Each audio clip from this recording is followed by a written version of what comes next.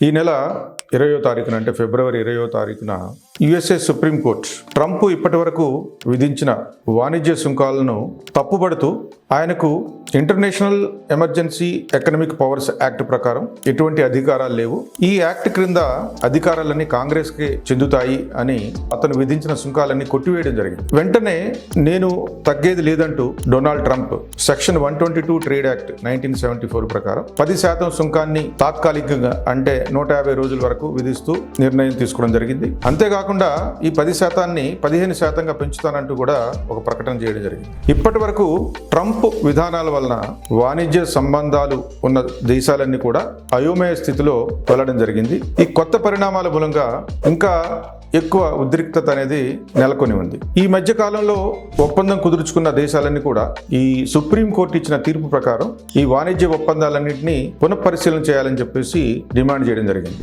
అదే పద్ధతిలో భారతదేశం కూడా ఇంకా సిగ్నేచర్స్ కానటువంటి అమెరికా భారత్ ట్రేడ్ ప్యాక్ట్ని కూడా పునఃసమీక్ష చేయాలని చెప్పి కోరడం జరిగింది. కానీ ఈ లోపలనే డొనాల్డ్ ట్రంప్ ఇప్పటి వరకు జరిగిన ఒప్పందాలు యథావిధిగా అమలు పరచబడతాయి, వాటిలో ఎటువంటి పునఃపరిశీలన కానీ పునఃసమీక్ష కానీ చేసే అవకాశం లేదంటూ గట్టిగా చెప్పడం జరిగింది. సో ఇటీవలి కాలంలో అమెరికా సుప్రీంకోర్టు తీసుకున్న నిర్ణయం కానివ్వండి, అలాగే ట్రంప్ వాణిజ్య విధానాలు కానివ్వండి ఎటువంటి పరిణామాలకు దారితీస్తాయో అన్న విషయాన్ని భారత ప్రభుత్వం చాలా క్షుణ్ణంగా పరిశీలిస్తూ ఈ పరిణామాలను ఏ విధంగా ఎదుర్కోవాలి అన్న విషయం మీద స్పష్టంగా ఆలోచన చేస్తుందన్న విషయం మనకు తెలుస్తుంది.